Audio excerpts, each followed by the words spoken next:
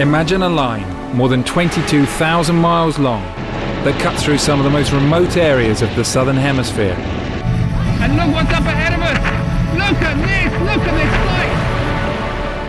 light! The Tropic of Capricorn marks the southern edge of the Earth's tropical zone. It runs through southern Africa, Australia and South America. This is just nature showing off. Following the line will take me to beautiful but troubled regions of the world. Ah, bloody hell! Capricorn passes through areas of desperate poverty, political conflict and environmental devastation. Just ripping it down. Look at this. The first leg of my journey takes me through Namibia and Botswana and on a grueling journey across the Kalahari Desert. Bloody hell.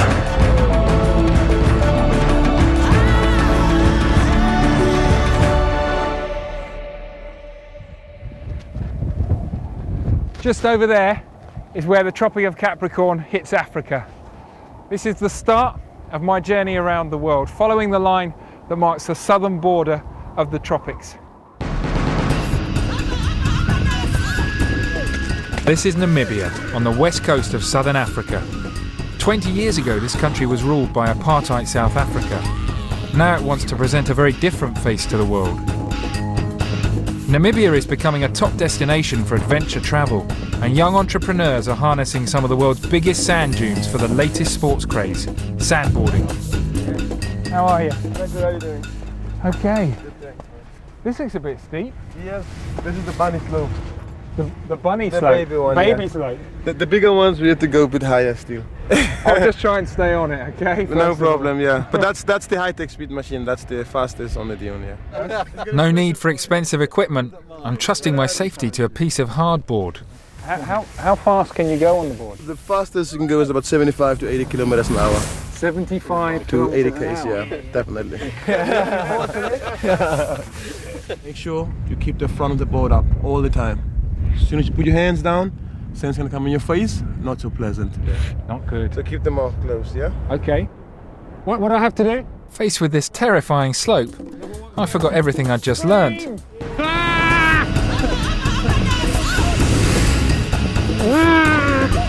I'm eating the sand! Hold it to the edge! Yes! That was fun! Another go. I have to have another go. Despite the excitement, traditional ski resorts do have some advantages. This is why this is never going to take off. Because every time you have to climb back up the bloody dune. Just north of the Tropic of Capricorn, on the edge of the desert, is Namibia's second city, Swakopmund. Arriving here is a journey into Namibia's colonial past. For 3 decades up until the First World War, Namibia was called German Southwest Africa, and Swakopmund still feels like Bavaria in the sunshine.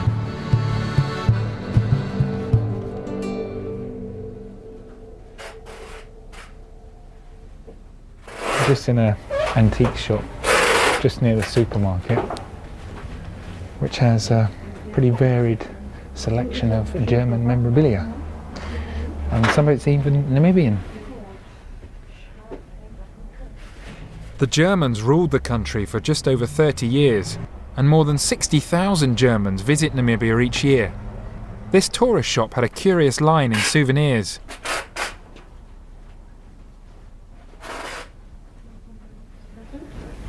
Unbelievable. What a strange place. A little bit weird, frankly.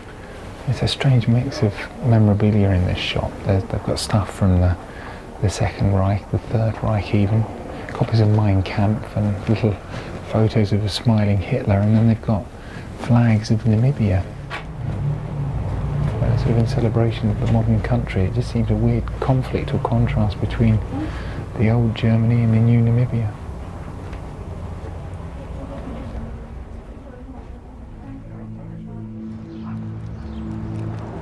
Swakopmund is built on a dark secret, now largely forgotten. In 1904, German troops crushed a rebellion by the indigenous Herero and Nama people. The German commander issued an extermination order, leading to the deaths of tens of thousands of men, women and children. The Herero people couldn't live in their own country. They should be wiped out. They should be shot at sight. I met up with Herero historian Johanna Kajiapara, who explained that much of Swakopmund was built by Herero slaves. Nearly half of them died in concentration camps. This area here next to the sea is where my ancestors were kept. It is a genocide because the order was to exterminate the Herero people. How many Herero were killed during this period? How many people actually died? Between 65,000 and 80,000 people. Anything up to 80% of the Herero people were wiped out, and for those that were remaining, they lost all their land. Yeah. The few hundred Germans that died during the rebellion are honoured in Swakopmund Cemetery. But there are many more bodies here. We're leaving what seems to be the sort of white German bit of the cemetery, but look, the path stops. Everywhere where I'm walking right now, I'm walking over the bones, the remains of my ancestors. Therefore, I need to go down, take a little bit of the soil. That's what we do. It's hard to take in the scale of what happened here. Namibians who were killed, worked or starved to death lie in unmarked graves. There are bushes growing on the humps. This is greenery growing on shallow graves, yes, isn't it? Yeah. Starting from there, that's a grave, a grave, a grave, a grave. In the same line, another grave. Neither the South Africans, who took control after the Germans, nor Namibia's post-independence rulers have wanted to dwell on the past. So here we are. This is obviously quite a new memorial in memory of the thousands who perished under mysterious circumstances.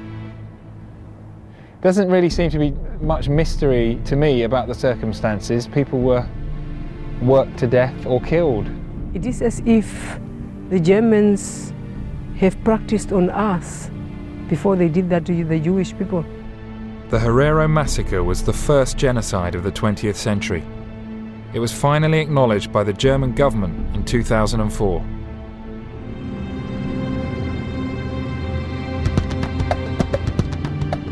East of Swakopmund, the Tropic of Capricorn cuts through the Namib Desert and passes through bushland south of the Namibian capital, Windhoek. Although it looks wild, much of this land is grazed by cattle on vast farms, and wildlife in the area is under threat.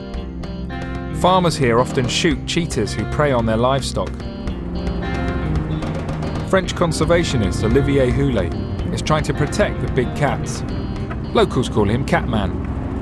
We have a wonderful project with 5 cheetahs male, which were all orphans from their mom has been shot by hunters when they were very small. And the project was to raise them all together.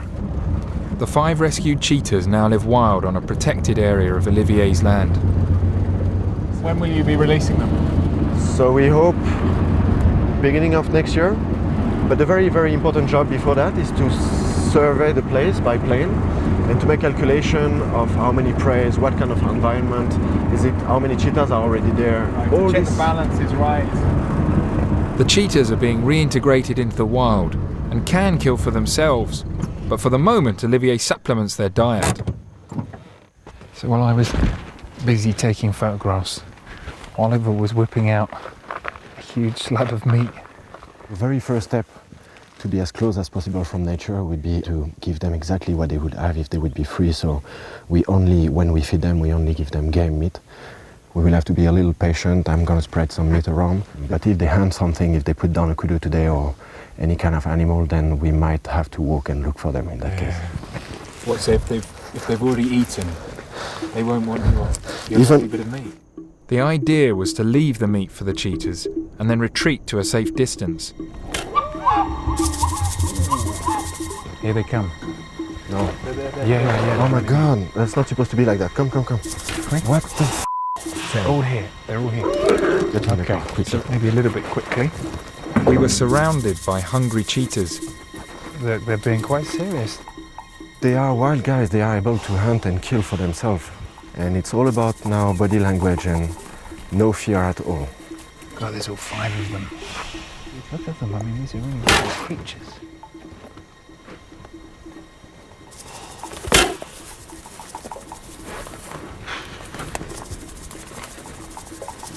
This one there is actually the smallest cheetah, but he's the boss. He's the leader of the group. And this one is the biggest one of the group. He's the power of the group with his brother. He is the one who put down the prey. It was fantastic to see Olivier's rapport with these big cats as he faced down the cheetahs.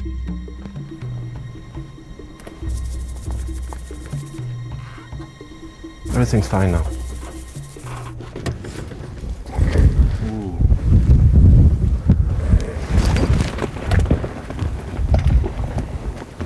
95% of Namibia's cheetahs live on land owned by commercial farms. Olivier wants the Namibian government to protect these big cats in order to boost tourism. If people come all over the world to see that beautiful country, to see wildlife, to see something unique in the world where there are so few people and so many animals, so I believe that would be a very interesting thing to protect them and be able to see them in the free environment. The very important thing is to convince government to help us to do that. Wildlife tourism has been one of the engines of economic growth in Namibia since independence. But the country's apparent success masks a society with huge inequalities.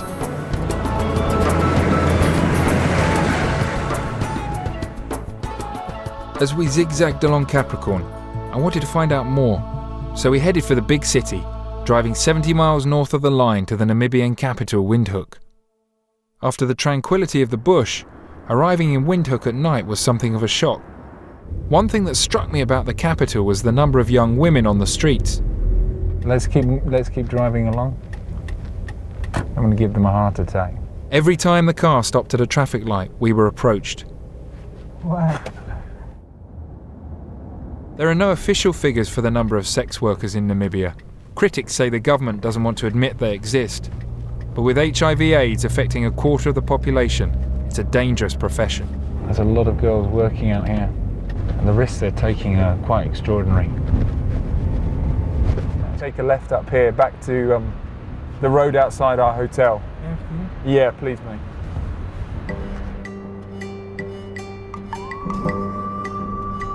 People from across Namibia are attracted to the opportunities offered by the big city, but most of them end up in places like Babylon, a temporary settlement on the fringes of the capital. They are streaming from all sides, from the south and the north, to look for work. They don't find the work, and then the ladies on the street and the... Father Herman Klein Hitpas has been helping Windhoek's prostitutes for the past 12 years. In short. In a country where more than a third of people live on less than 50 pence a day, prostitution can be a matter of survival. Independence has brought change, but not fast enough for people living here. Where did you live before here? In town. In town? Yeah. Father Herman introduced me to Tessa Perry, a sex worker who lives in Babylon. Where did you get the metal from? This is from the car, you know, old cars. Bits of the old cars? Yes. The panels? Yeah. This is a bonnet, isn't it? Yeah, it's bonnet. There is too much rain is coming and I must put this thing on. You see. Does it feel basic to you, or are you happy? I'm not happy to stay like this. Father Herman's Stand Together project is funded with donations from Catholic parishes in Germany. He's trying to break the cycle that leads from deprivation to prostitution by supporting the women with both food and education. I mean, do you see young sex workers? Do you see children who are working in the sex industry? From 9 years on. 9-year-old prostitutes? Yes. Sometimes the mother takes the children to the street and I said, you will not be helped. Doesn't matter. My child makes money. Father Herman has risked the wrath of Rome by giving out condoms to the prostitutes, despite the Vatican's opposition. So you're getting, so in this box, that's 100. Yeah. 100 lubricated condoms from Alabama. Yeah. These girls call this like umbrella. Huh? Umbrella against rain. You earn money. Not now. 3/4 of the women who use the centre are HIV positive, including Tessa. Did you fear, were you concerned that you would get it? Were you worried, or did you think you were sort of invulnerable? Sometimes customers would refuse to pay me, and they would often refuse to use a condom. This is how I got AIDS, how I caught it. Without the father's help, Tessa would still be selling her body, and life on the streets is a desperate struggle. Sometimes they would pay me with just food, like chips and hot dogs. A chicken leg to have sex with me. Thank you for sharing your story with us. It's very kind of you.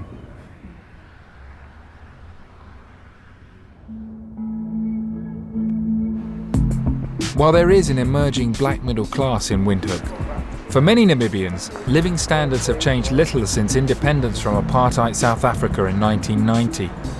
The Namibian government has always chosen revolutionary and controversial friends. Now it finds itself being wooed by a new suitor, a superpower that is changing the face of the entire continent. To find out more, I went to the University of Namibia. Some of the courses here are a little surprising. Ah, Professor! Nice to see you. Professor Yangang Fu teaches an increasingly popular subject, Chinese.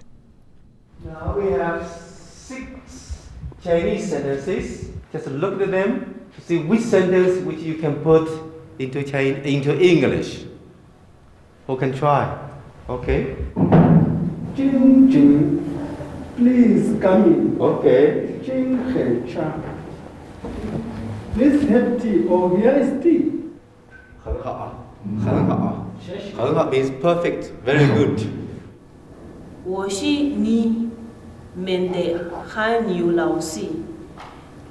Okay, I'm gonna try next one. It's good, yeah, for the new student to pronounce some new words. Okay. 我是松树人。Eric's nodding. Are you nodding? Okay, nearly then. I nearly got it right. The new student is making progress. The professor has been surprised by the demand for his classes.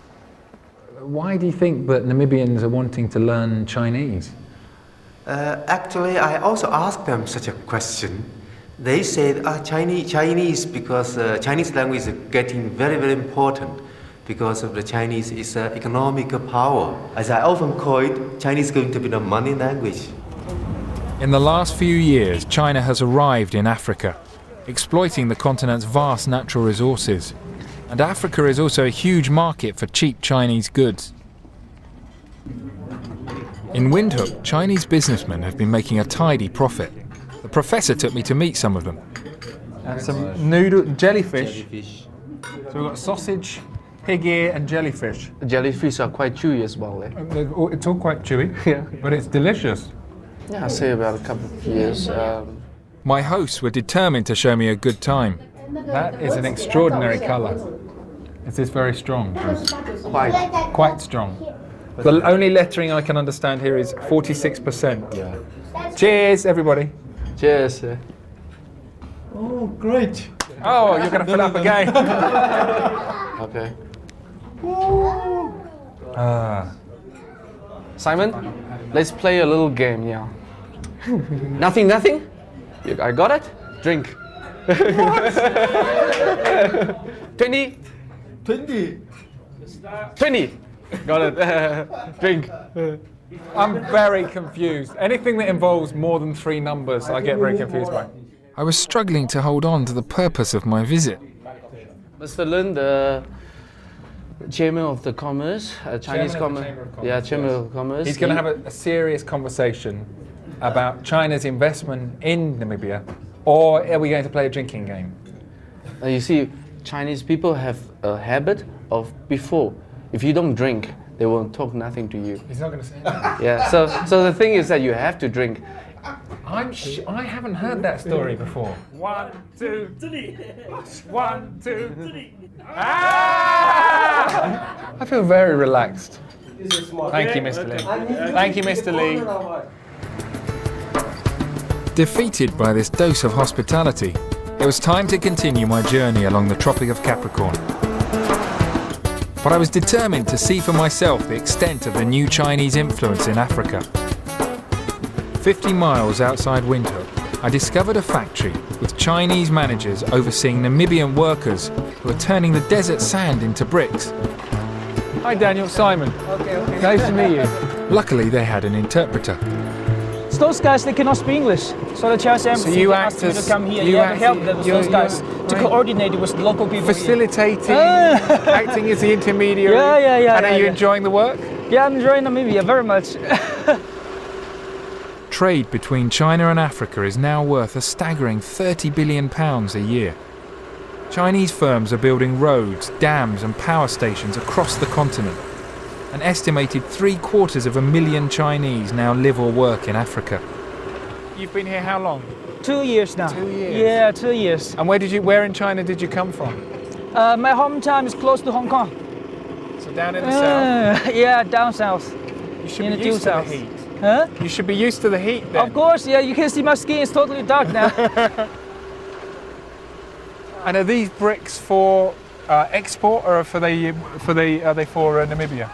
Most of the bricks will go to the north of Namibia, because in the north of Namibia there are a lot of Chinese construction companies. The Chinese embassy say Namibia is open to the world now. Namibia government has a good relationship with the Chinese government. Are there many Chinese businesses coming to Namibia now? Oh yeah, of course. The Chinese are being welcomed by both democracies and dictatorships across Africa, partly because they don't ask too many awkward questions about corruption and human rights. Well, you start to hear a lot now about how China is building its business empire, but this is it really happening on the ground. This is China arriving here in Africa.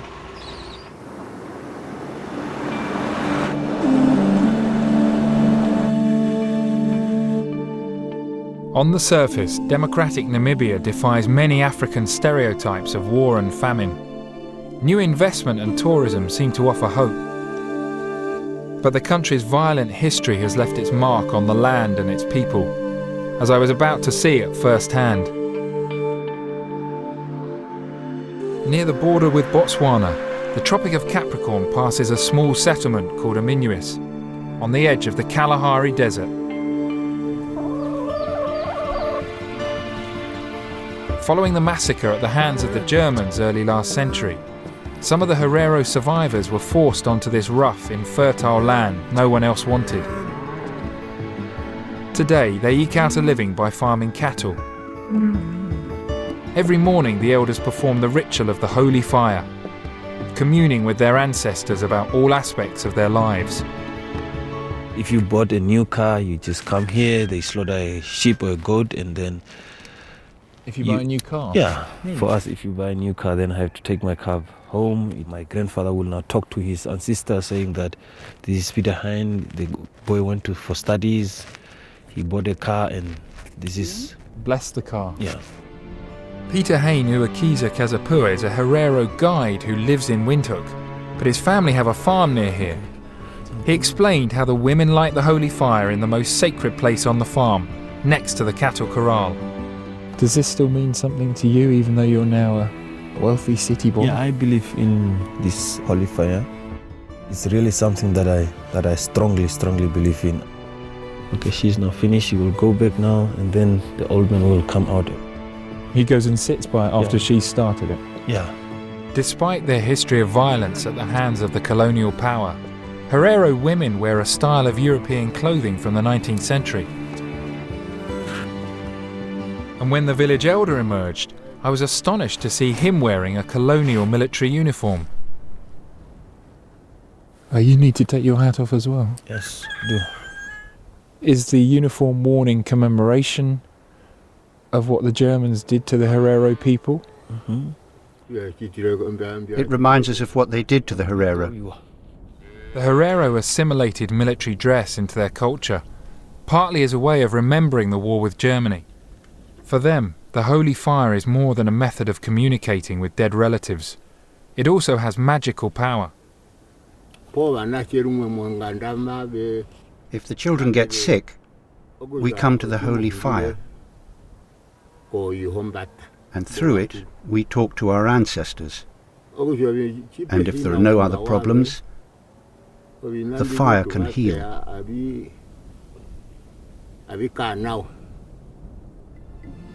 But healing the sense of injustice felt by the Herero is hard.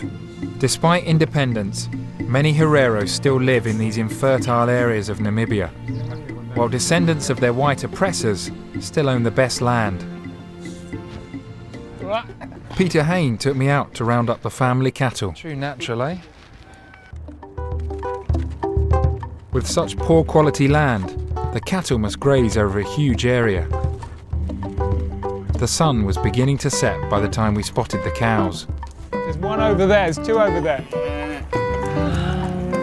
How do you feel now that you have found them? I'm delighted we found them. I'm not sure I'll be given a job doing this. I don't think my arse could take it for a start. I'm glad you find that amusing, Mr. Peter Hain. And we'll just go for a little walk, a little ride. 3 hours later, the sun's going down. That's good, Sarah. We're getting there. Nearly home. Nearly home. Oh, bloody hell. Just tell your ass you'll make it. I will have buns of steel after this. This is better. Peter Hain may now live in the city, but he's still completely in touch with life out here in the saddle. Come on. Come on. Come on. Come on. You have done it, huh? Is that it? That's it. You have done it, brother. Let me shake your hand. That's a man's hand, eh? Thank you very much. No, well done. I'll just shut the gate. I don't think I'm going to be able to walk properly in the near future. No. Oh, yeah. Well done, man. This is welcome to Africa. Are you optimistic as you look forward about your future in Namibia? History has its course. It doesn't really help much when we cry and referring back to the past. And of course, we must make use of our independence and make use of the opportunities that are coming up. Turn negatives into positive.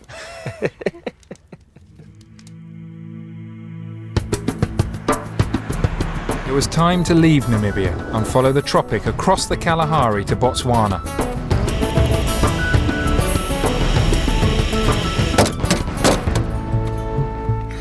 Thank you very much. Right. So you keep that bit, and I keep this. Yes. Am I free to go? You are free to go, sir. Thank you very much. Thank you much. Any questions? Is there an in-flight meal? Nope. The peanuts in the back. Peanuts in the back. But while the Namibians were happy to stamp my passport on a car bonnet, Botswana is a very different place. It's better than some Schedule Airlines. Before embarking on our epic journey across the Kalahari Desert, we had to fly to Gaborone, the capital, to sort out government paperwork. Well, we've arrived. Welcome to Botswana. I don't know if you can see the sign that's just above me. This is quite interesting. It's an anti-corruption sign. Corruption is such a huge problem in Africa, but we're told that it's actually quite low in Botswana.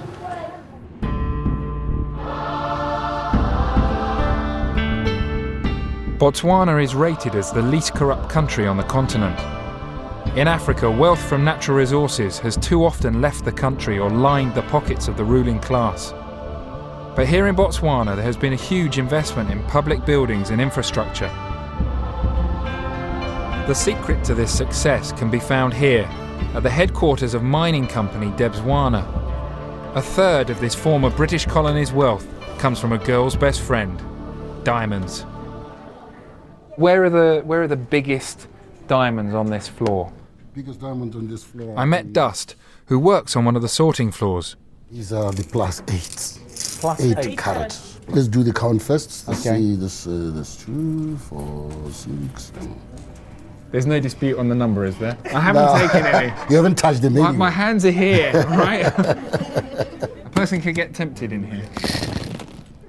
Am I right in thinking the best way of still telling whether a diamond is a diamond or it's a piece of glass is to scratch it along the glass? Is that true? There are so many things that you can do. Well, you're an expert, Dust. What would you do? But I can even know that when I'm with my eyes closed. Your eyes closed? Yeah. I've been What can you do? You can discovered you can I smell can just them. feel it and smell them. It's real diamond. So they should just send you out to hunt for the diamonds then. They could Why- use why- you. why not? You'd be able to discover new deposits. No. Dust would just smell them. Yeah, especially with the big noses. What I think I am smelling, I'm smelling money. Money. This is one of 8 sorting floors. So elsewhere in the building, there's yet more workers and lots more rocks. Apparently you need to check the soles of your feet before you leave. Sadly, there's nothing caught in mine. Then you are free. Thank you, Dust. Thank you very much. Yeah, you're welcome. To see where the diamonds came from, I headed to Jwaneng, just outside the capital. This is a 24-hour operation, 7 days a week. Albert Milton is one of the pit managers at the world's biggest and most valuable diamond mine. Melambura. Keke, how is it? My God. Well, so this is the most lucrative hole on the planet. In terms of value, $2 billion. $2 billion a Yes, year. a year. So you are making from this whopping great hole in the ground $2 billion a year. That's really where the dreams of the country come from. The impact has been really awesome. I mean, if you to look at this country at independence was classified as one of the poorest in the world. There was about 4 kilometers of roads. Now we're talking about over 20,000 kilometers of roads. There were no health facilities. I mean, each major area in Botswana has got a hospital now. It's got a school. Debswana, the company which runs the mine, is a joint venture between the government of Botswana and international mining giant De Beers. In a continent where the trade in so-called blood diamonds often fuels war and conflict, this deal is seen as an ideal model. I mean, look at the scale of this machine. I nearly said this creature then. I genuinely nearly said this creature. It feels so big. There's a living quality to it. It's amazing. Just getting out of them. These machines shift hundreds of tons of rock, which is then crushed to reveal the diamonds within.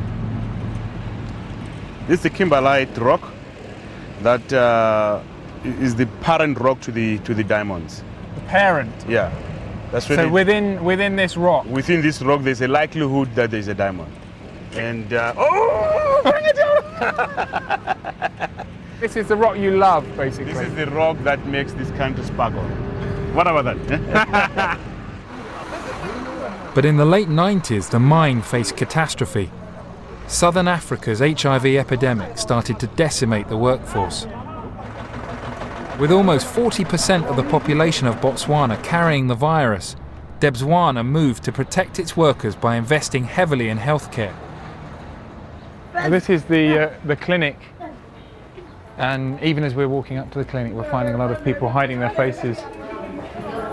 It's extraordinary that in a country where the rate of HIV is so high, there's still a complete reluctance to admit it publicly. In 2001, Debswana took the revolutionary business decision to provide its workers with free antiretroviral drugs. And now they have extended the scheme to spouses and children. We do have some of our clients this side.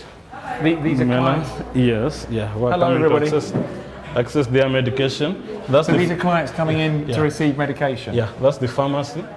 Dr. Nzenza explained to me that in a continent where AIDS drugs are beyond the reach of most ordinary people, the diamond workers are in a fortunate position.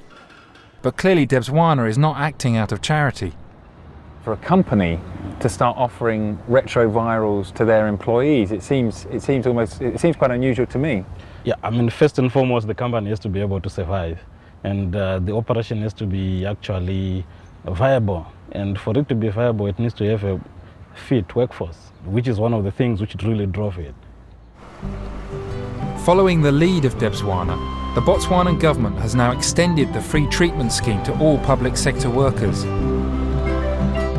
The death rate from HIV/AIDS is finally beginning to fall, but it has left 120,000 orphans across the country. I went to a charity that helps the youngsters with Lucas, a local journalist. Hello everybody. Good morning. Hello. Hello. How are you? Oh, the little, just burying a head.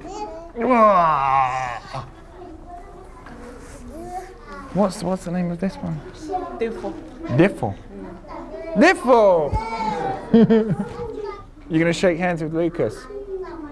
Hey!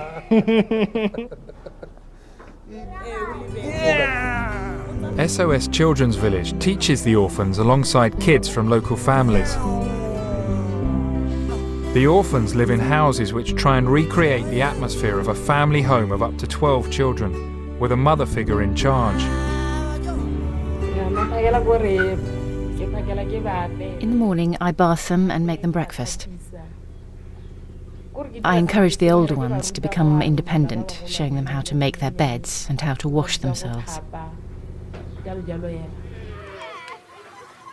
It is difficult to overstate the impact this disease has had on this region of Africa. Not only has AIDS destroyed a generation here, a couple of generations, but it's destroyed the extended African family, which was one of the best things about African society, really. The idea that your auntie, your uncle was also sort of your mother and father. But because so many people have died here, that structure has broken down, and it's led to a need for places like this.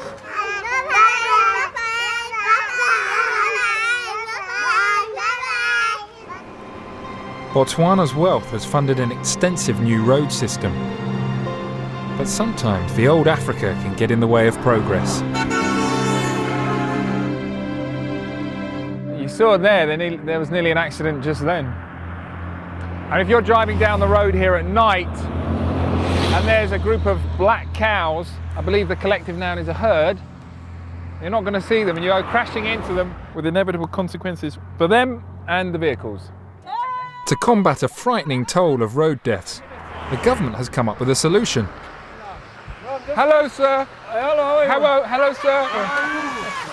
Yeah, I'm just what are you doing? The cattle from the road to avoid the accident. You keep the cattle off the road to avoid an accident. We're going out on cow patrol. Is everybody ready for this important job? So you're keeping the road clean, you're keeping the road safe. So you're saving lives. Fantastic. What's really interesting about Botswana, though, is that there are people who are paid to do things like this. They are very careful. Everywhere we go, there's signs, road signs, warning about be very careful on the road, put your seatbelt on, use a condom, preferably not when you're driving. And I got to laugh good. And they try and get the cows off the road to avoid accidents. It's very well organised, this country. Where are the cows?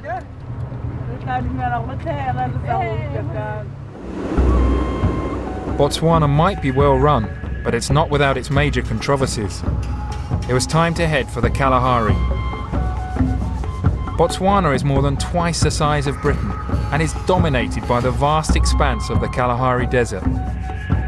I was heading to the small settlement of Nuzade on the edge of the Central Kalahari Game Reserve.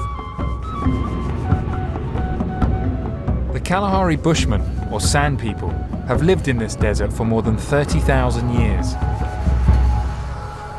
Their current plight has received worldwide attention. So this is the settlement. In 1997, the Botswana government began relocating the few hundred San still living within the game reserve out of the national park. Many were given compensation, including cattle and goats, and settlements like Nuzade were created for them. But many of the San insist they were forcibly evicted. Hello, sir. When did you come to live here, and why did you come to live here? It was 2002. It wasn't my intention to come here. We were forced. Is there anything about the town that you would miss if you go and live back in the central Kalahari? The thing is, there is nothing to miss from here. What you see here is temporary. I belong in the central Kalahari. The only thing is for me to go back, nothing else. I will miss nothing from here. The government says it has spent millions providing these settlements with schools, clinics and running water. Despite this, some San are planning to return to the reserve. She's got a hose here connected to a water pipe. Will you miss the water when you're out in the central Kalahari? Will you miss having a water pipe? I won't miss the running water. It's nothing to me.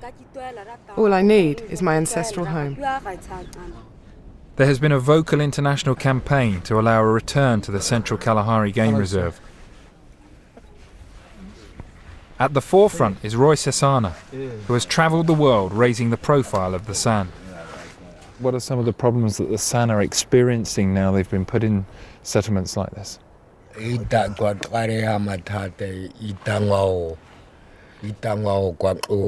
Our culture is coming to an end. It is becoming extinct. People are dying in this place. They are becoming infected with HIV. There is also a big problem with people drinking too much alcohol here.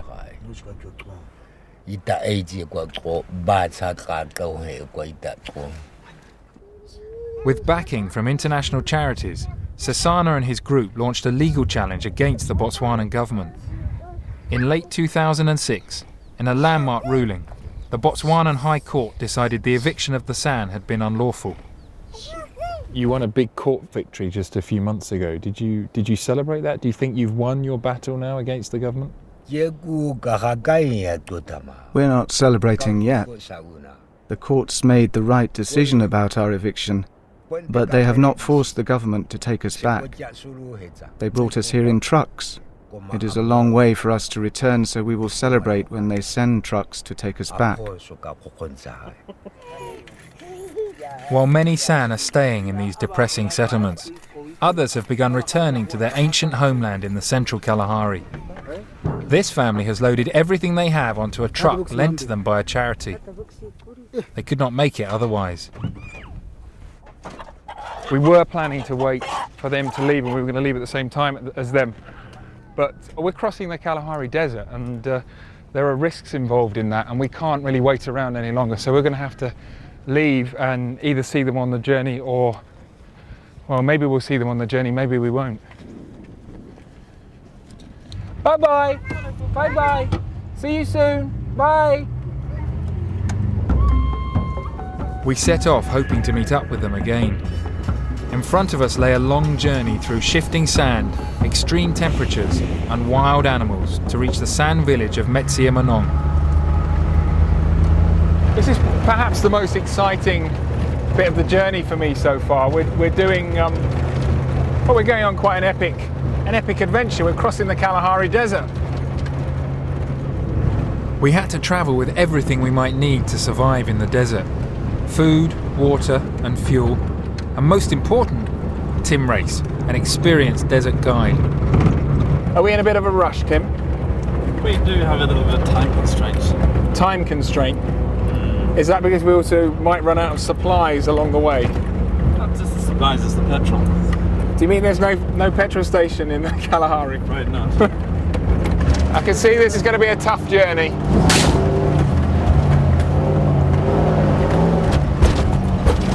Hold tight in the back there. Hold tight in the back.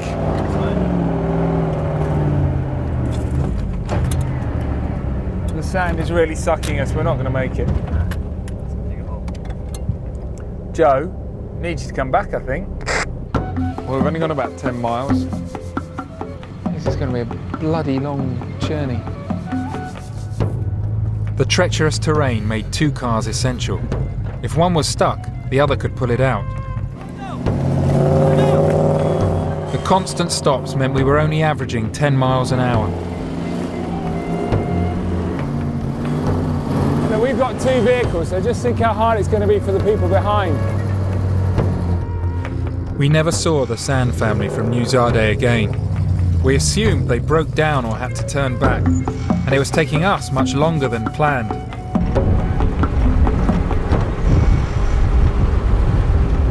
We've been driving since before dawn this morning, and it's now starting to get dark, so we're going to stop for the night and camp.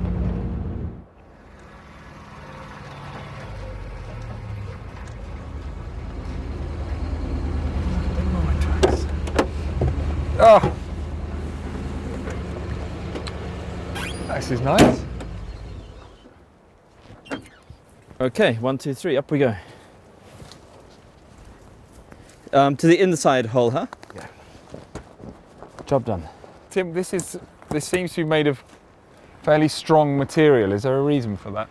Yes, it's to stop the lions getting inside. To stop the lions getting inside? Indeed. Is that a risk here? Yes, we're in lion country here. As long as you don't sleep with your tent door open, you're perfectly safe. Okay. There we are. Excellent. Oh, bloody hell. Weighs a ton. Okay. My first consideration is if I were a lion, which tent would I go for? Oh, there's some firewood. With the sun going down, it was time to gather some firewood. There's a lot here. Jamanda Gakelbone is a San activist. He believes the government's relocation policy is destroying San culture and the hunter-gatherer skills of his forefathers. This is a tree for the poison. For poison? For a bow and arrow poison, actually. I'm very sad about what's happening because, you know, now as people have been taken, we are losing all these things. If you can see now, it's a few old people which remains. And if they die, the hunting of bow and arrow and the poison is going to be gone. It's just going to be something like a history. And your entire way of life? Yeah. You think it is dying out? It is dying out. All right, now this is... While the San may be losing their bush skills, I never really had any. Has anyone got an axe?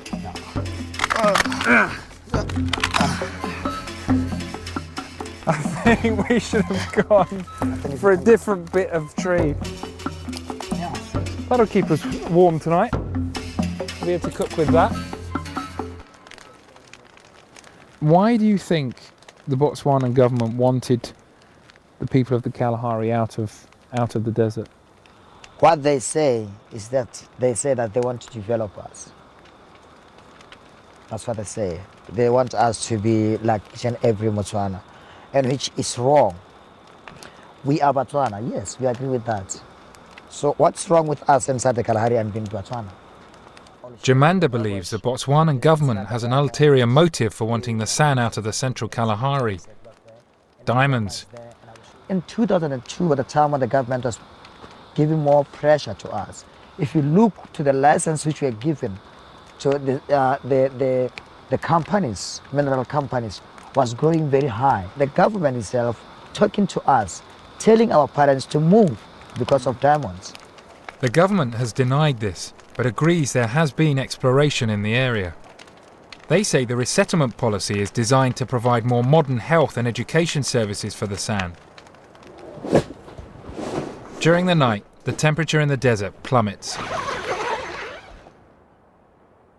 Oh. It's very cold during the night. Very cold. I cannot feel my toes, my feet, or other vital parts. Oh, the sun's coming up now, thank God, so we should warm up. Hopefully. By 11 o'clock, it was unbelievably hot, and I was almost missing the cold. The journey was becoming a real challenge. Oh, bloody hell.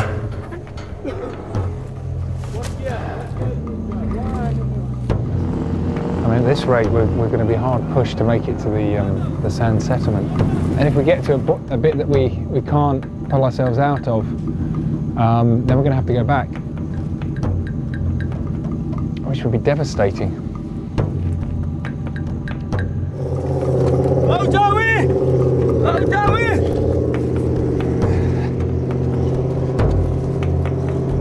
You want to keep going? After 2 long days, our fuel and provisions were running short. We camped for a second night. If we did not reach Metsi-Manong on the 3rd day, we would have to abandon our quest and get out of the desert.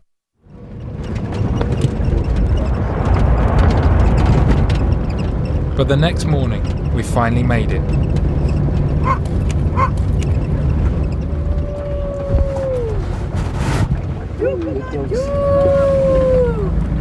People happy to see you. Yeah. He's back, he's back. Oh. Well, we're here.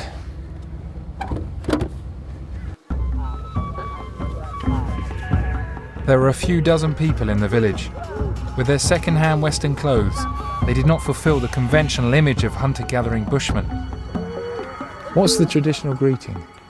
One times you say creo, you shake hands. Creo. Creo. Creo. How does it? Creo. Creo. Creo.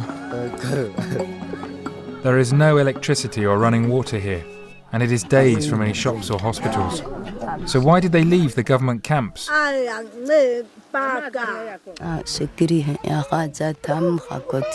Life is hard in the settlement camps, but not here. Life is very easy here because I don't need money to get food to survive. If I want something to eat, I just go out in the bush and get it for free. And when the little one on her back grows up, what happens if he has to leave to go to school? I would not be happy. I want him to stay with me, to grow up and go to school here.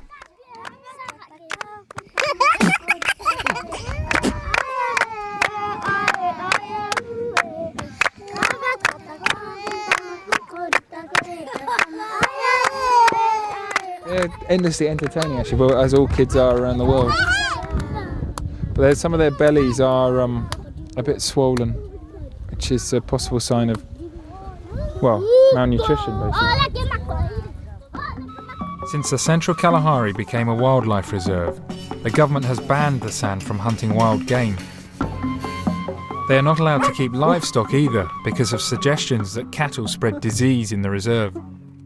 Have you had some of the wildlife rangers coming here and telling you that you have to move?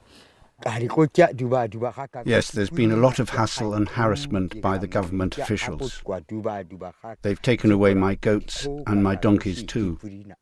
I don't know where they are right now.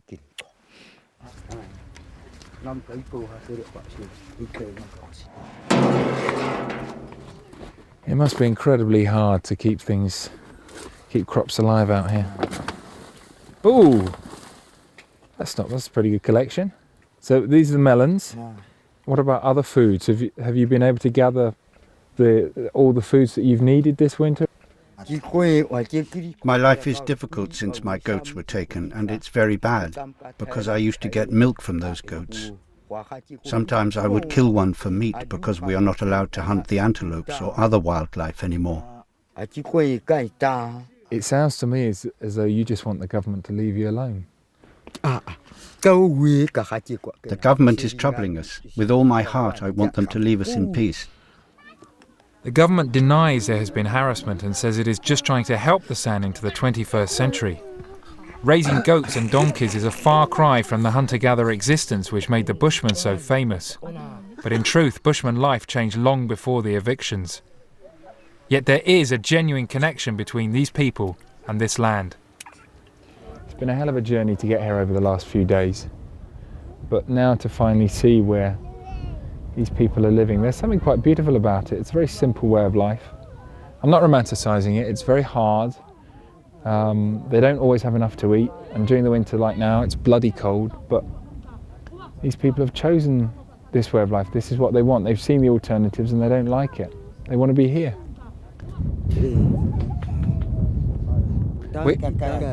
Dankato, fairly close. Kikakato.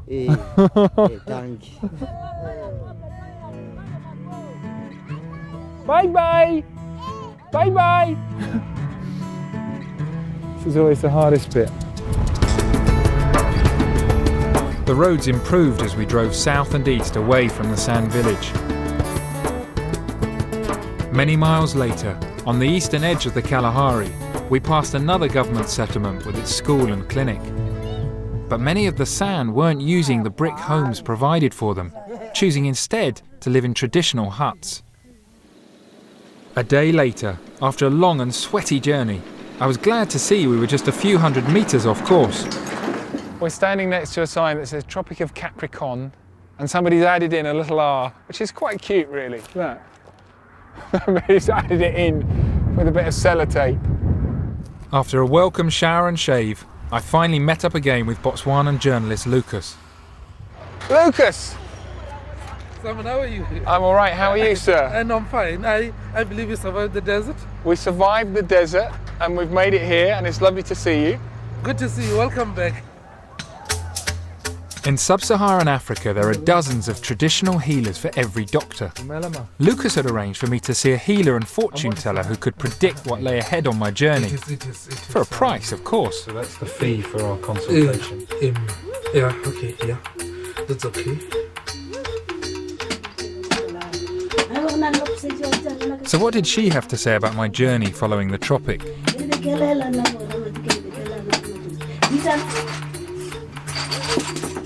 At first, I was a bit sceptical.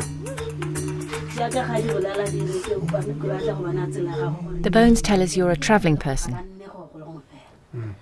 You travel from one side of the world to the other through dangerous places, where you go through areas with lots of wild animals. But the bones tell us that no serious harm awaits you. So she can see nothing negative about our journey around Capricorn?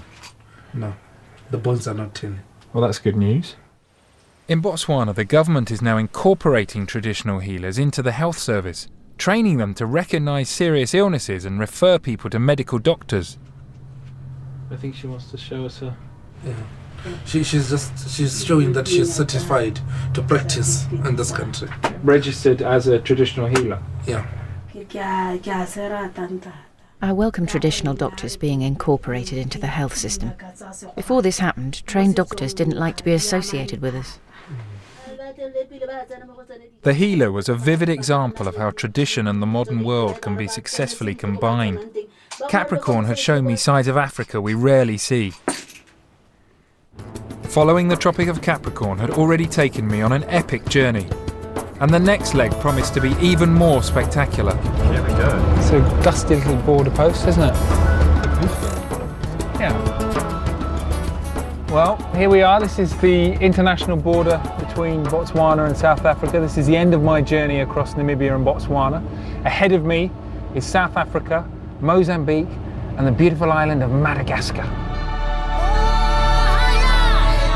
Next time, out of the deserts and across oceans, through forests and over mountains, I sample local cuisine. Oh my God! Meet giant rats that are saving lives, and witness a major refugee crisis. To find out more about the journey and see unbroadcast footage, visit our website. And there's more from Simon next Sunday at 8 o'clock. Join BBC One now for the glittering night of A-list stars at the BAFTAs. Here on BBC Two, enter the majestic gardens of the Taj Mahal with Monty Don. And Justin Lee Collins has the lowdown on volcanoes on BBC Four.